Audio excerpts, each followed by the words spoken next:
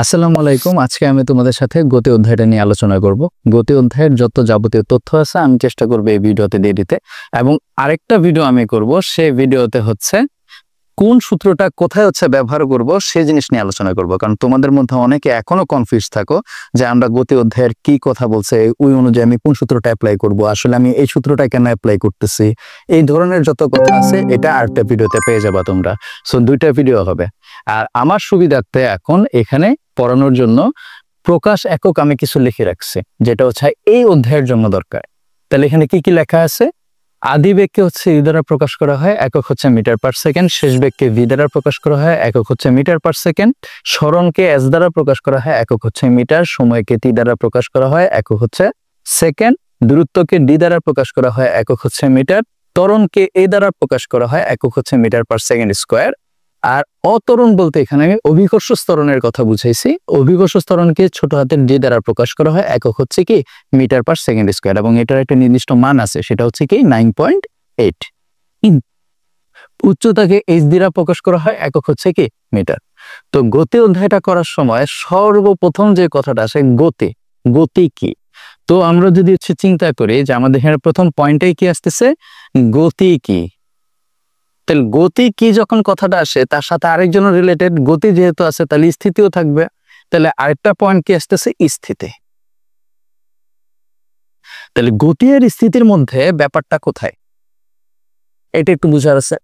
কি একদম নর্মাল, পারিপার্শ্বিকের সাপেক্ষে যদি কোনো বস্তুর অবস্থানের পরিবর্তন হয়, পারিপার্শ্বিকের সাপেক্ষে কোনো বস্তুর অবস্থানের পরিবর্তন হলে সেটাকে কি বলে, গতি বলে।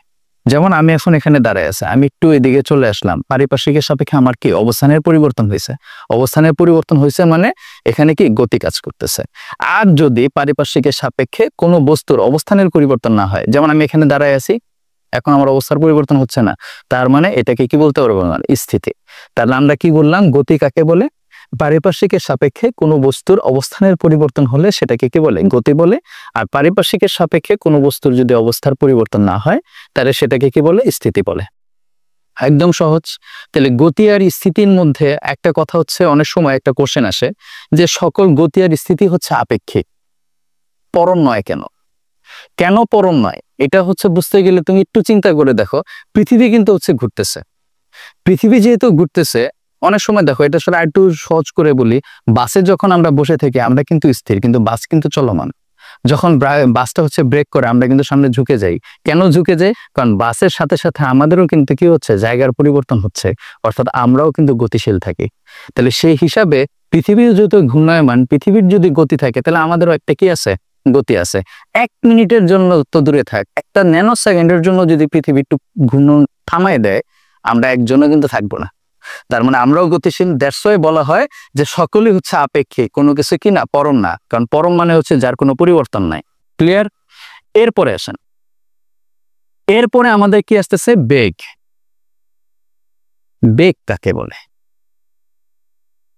বা বেগ কি? বেগ, বেগকে ভি দ্বারা প্রকাশ করা হয়। সূত্র আমরা কি লিখি, s/t। আচ্ছা, s হচ্ছে আমাদের সরণ, টি হচ্ছে সময়। তাইলে আমরা বেগ কাকে বলে, সরণের হারকে বেগ বলে। হার শব্দের অর্থ তাহলে কি? হার শব্দের অর্থ হচ্ছে সময় দিয়ে ভাগ। তুমি যদি কোনো কিছুকে সময় দিয়ে ভাগ করো, তখনই তুমি সেখানে কি বলতে পারবা, হার কথাটা উচ্চারণ করতে পারবা। তাহলে হার শব্দের অর্থ হচ্ছে সময় দ্বারা ভাগ। তাহলে যেখানে হার দেখবা, হার কথা দেখবা, তার মানে সময় দিয়ে ভাগ করা হয়েছে। এবং বেগ কাকে বলে, সরণের হারকে বেগ বলে। তাহলে সরণকে যখন সময় দেওয়া ভাগ দিতাম, তাহলে কি পাচ্ছি আমরা, বেগ পাচ্ছি। আর সুন্দর করে যদি সংজ্ঞাটা বলতে হয়, গতির সংজ্ঞাটা কি ছিল, পারিপার্শ্বিকের সাপেক্ষে বস্তুর অবস্থানের পরিবর্তনকে গতি বলে।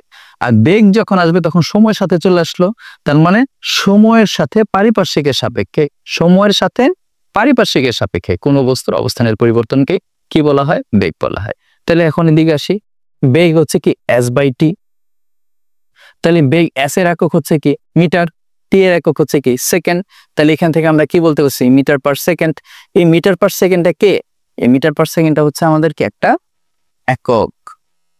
এবং এম দেখলে, মাত্রার কথাটা যদি সবসময় মনে রাখবো, এম দেখলে এল বসাই দেব লেন্থ, এস দেখলে সেকেন্ড মানে টাইম, টি বসাই দেব।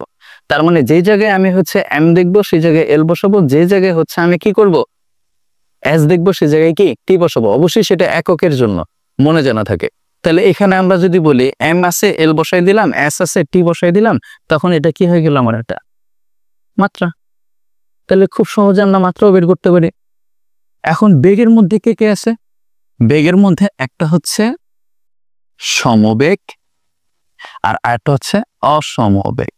অসমবেগ, সমবেগ কি অসমবেগ কি?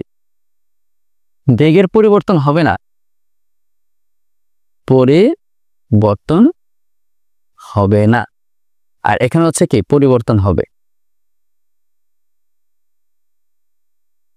তার মানে আমরা কি বুঝলাম?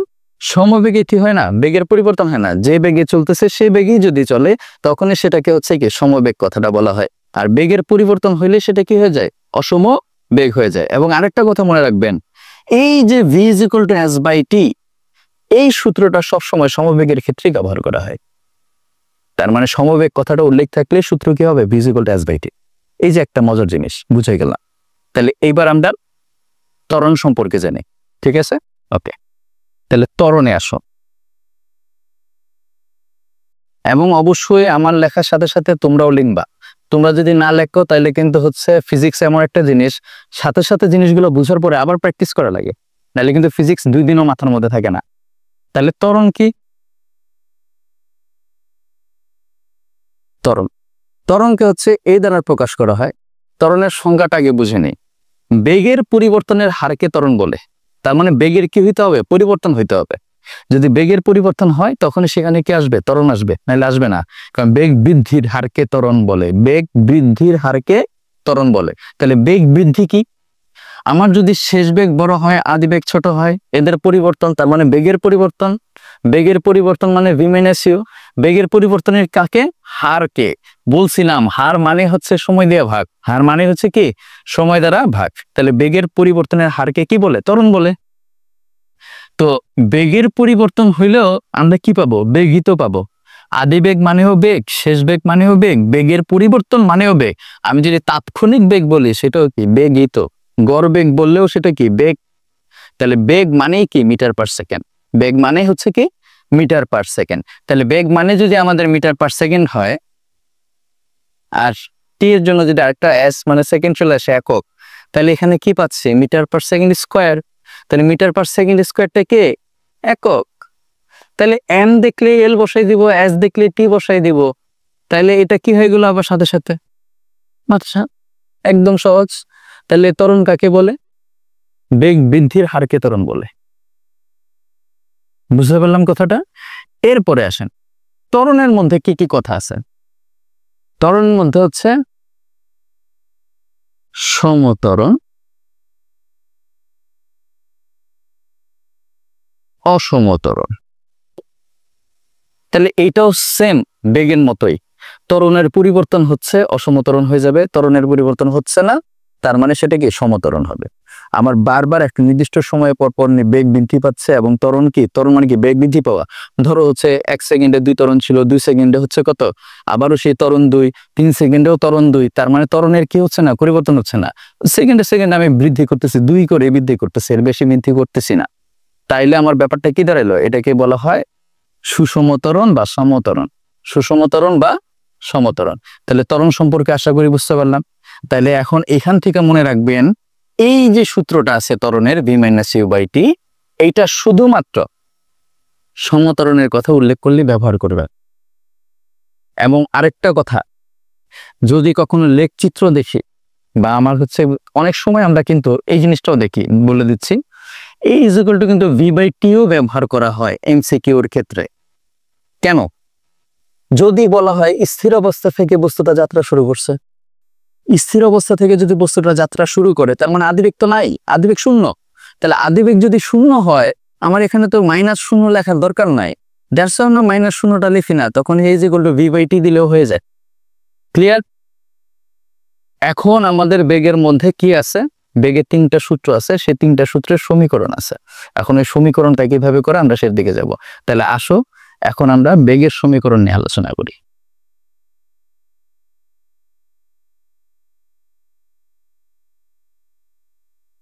বেগের সমীকরণের মধ্যে একটা হচ্ছে v is equal to u plus a t, v square is equal to e square plus 2as, তারপরে হচ্ছে s is equal to ut plus half a t square.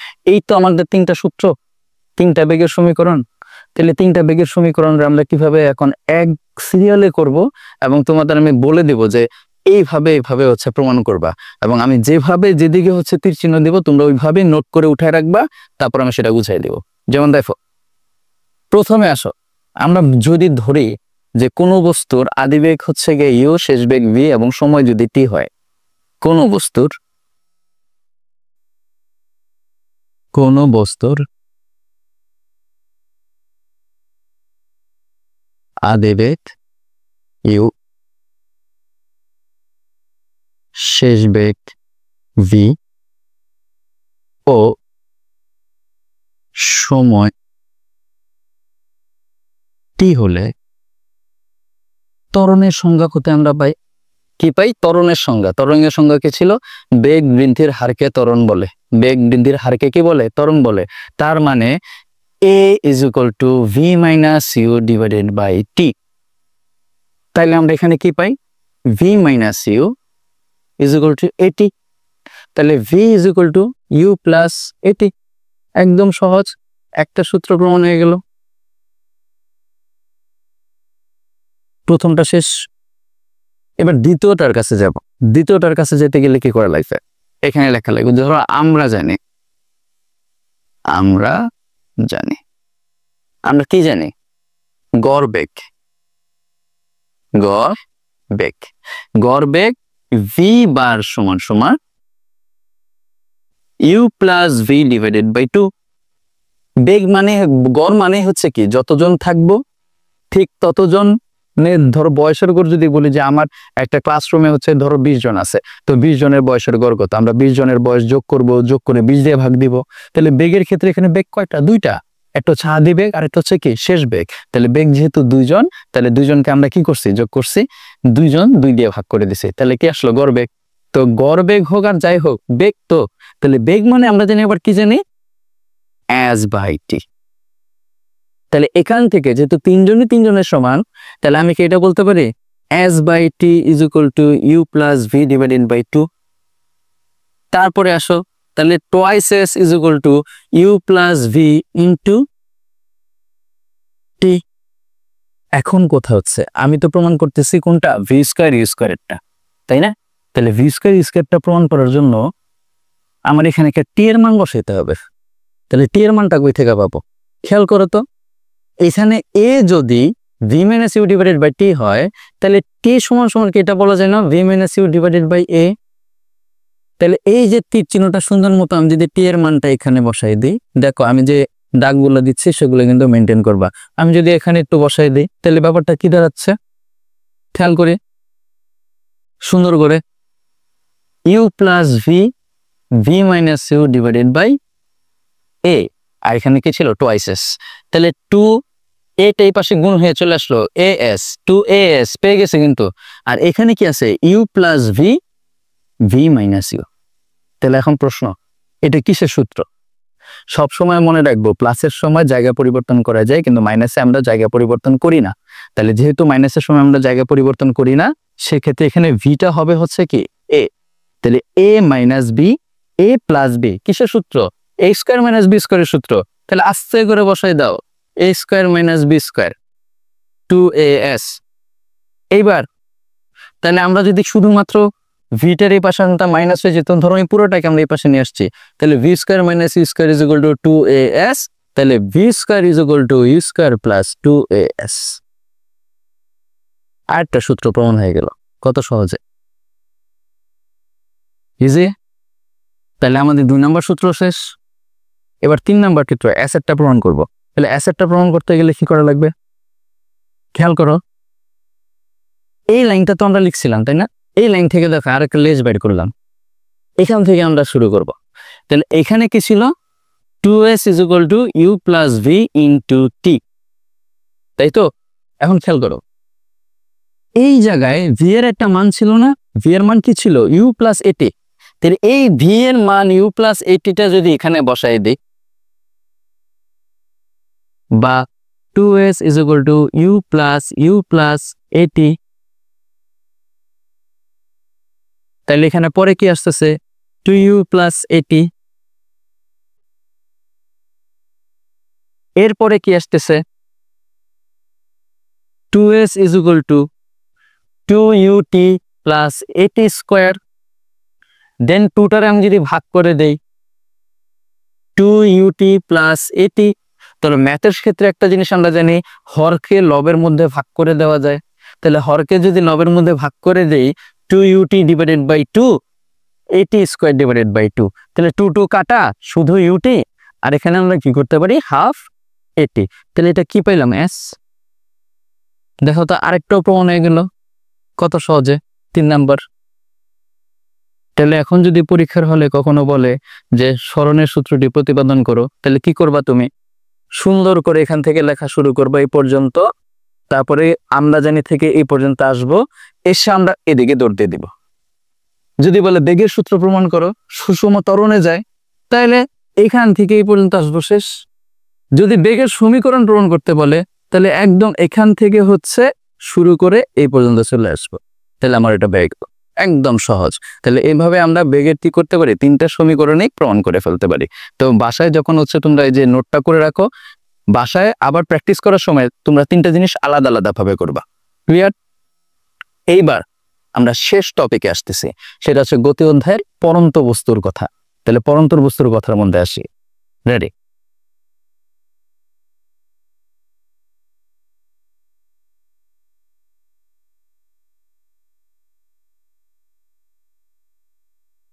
পরন্ত বস্তু। তাহলে পরন্ত বস্তুর হিসাবটা কি আছে? পরন্ত বস্তুর হচ্ছে সূত্র কয়টা? 3টা। প্রথম সূত্রটা মুখে বলে দিচ্ছি। প্রথম সূত্রটা হচ্ছে কি, যদি পরন্ত কোনো বস্তু বিনা বাধায় পরন্ত কোনো বস্তু কি করবে, সমান সময় সমান দূরত্ব অতিক্রম করবে। সমান সময় কি করবে? সমান দূরত্ব, বা সরি ভুল বলছি, যদি পরন্ত কোনো বস্তু বিনা বাধায় যদি আসে, তাহলে যে কোনো দূর উচ্চতা থেকে যদি তাকে ফালানো হয়, সমান সময় তারা সমান দূরত্ব অতিক্রম করবে। ধরো আমি হচ্ছে একটা কাগজ আর একটা যদি লোহার ছোটর বল একসাথে যদি বিনা বাধায় ফালানো হয়, তাহলে বলছে সেটা দূরত্ব সেম হচ্ছে কি করবে, অতিক্রম করবে। যে সেম ভাবে একই সময়ে কাগজটাও যখন ফ্লোরে পড়বে, লোহার টুকরার বলটাও সেম ফ্লোরে পড়বে। এটা হচ্ছে প্রথম সূত্র বলছে। 2 নম্বর সূত্র কি বলছে? বিনা বাধায় পরন্ত বস্তুর বেগ হবে তার সময়ের সমানুপাতিক। কি বলছে? 2 নম্বর সূত্র। এটা লেখার আছে, কেন লেখার আছে আমি বলতেছি। 2 নম্বর কি বলছে? বেগটা হবে সময়ের সমানুপাতিক। বেগটা কি হবে? সময়ের সমানুপাতিক, অর্থাৎ সময় যত বাড়বে বেগও বাড়বে, বেগ যত বাড়বে সময়ও তত বাড়বে। এটা ছোট্ট একটা অঙ্ক তোমাদের দেখাই দেব। দেখো এটাকে আমরা কি বলতে পারি, এখানে এমসিকিউতে কিন্তু এটা থেকে ম্যাথ আসে, দ্যাটস ওয়াই আমার কিন্তু এটা করিয়া দেওয়া।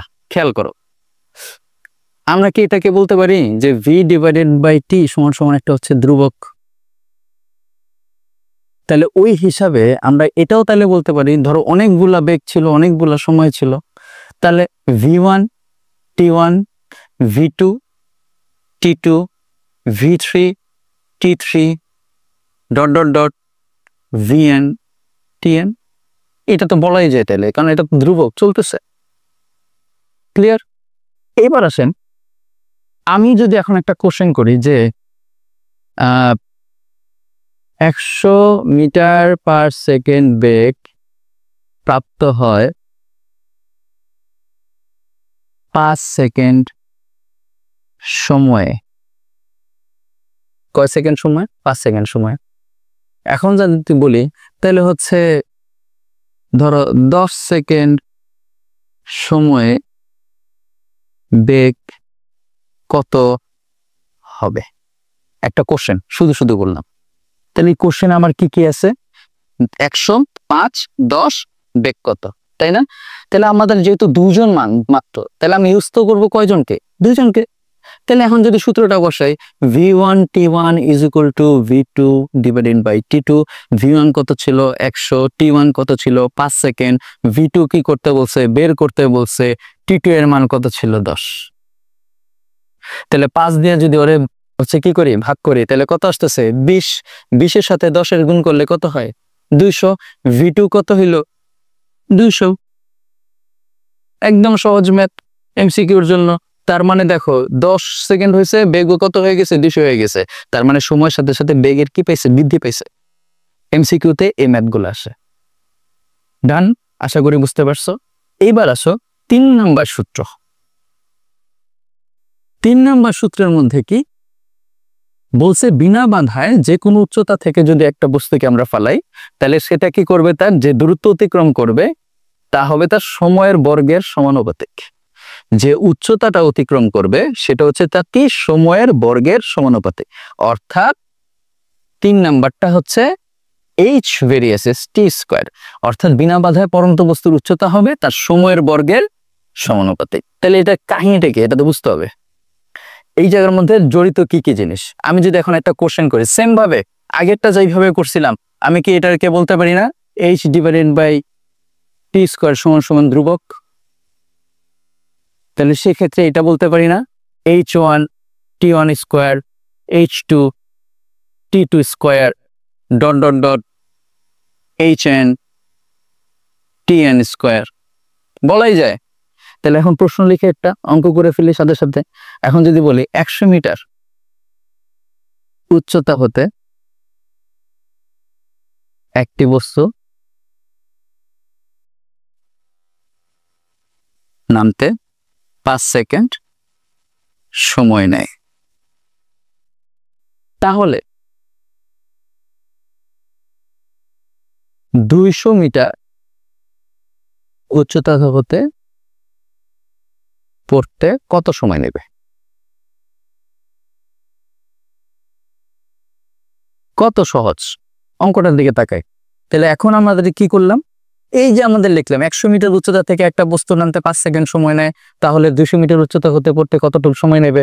এই কথাটা এখন যদি আমরা হিসাব করি, h1 t1 square h2 t2 square, তাহলে এখানে কি আসে, h1 কত বলছিলাম 100, t1 কত ছিল 5 সেকেন্ড 5 স্কয়ার, h2 কি করতে বলছি 200, তাহলে t কে 2 কি করতে হবে, বের করতে হবে। তাহলে 5 স্কয়ার মানে কি 25, 25 দিয়ে 100 কে ভাগ করলে কত হয় 4, তাই না?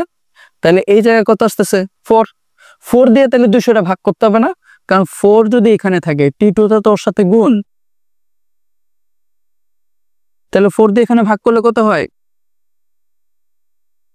20 দিয়ে ভাগ করলে কত আসতেছে 50।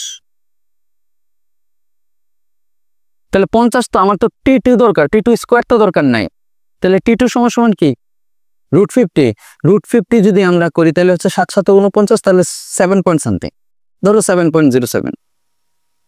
তাহলে দেখো 100 মিটার থেকে নামতে 5 সেকেন্ড লাগছে, কিন্তু উইদিন তোমার 2 পয়েন্ট সামথিং সেকেন্ডের মধ্যে সে কি করছে, আরো 100 মিটার পথ অতিক্রম করে ফেলছে। তার রিজন কি, কারণ সময়ের সাথে সাথে কিন্তু বেগও বাড়ে। বুঝতে পারছি ব্যাপারটা আশা করি। তাহলে পরন্ত বস্তুর টপিকটা ক্লিয়ার। এখন আসে আমি একটা ওভারঅল লিখে দিই, শেষ আমাদের পড়াশোনা। আর একটু কি কি আমরা বেগের 3টা সমীকরণ লিখলাম, v is equal to u plus v is equal to u plus at, v square is equal to e square plus 2as, s is equal to ut plus half at square, v is equal to u minus at, v square is equal to u minus 2as, s is equal to ut minus half at square, v is equal to u plus gt, v is equal to u plus 2gh, h is equal to ut plus half gt square.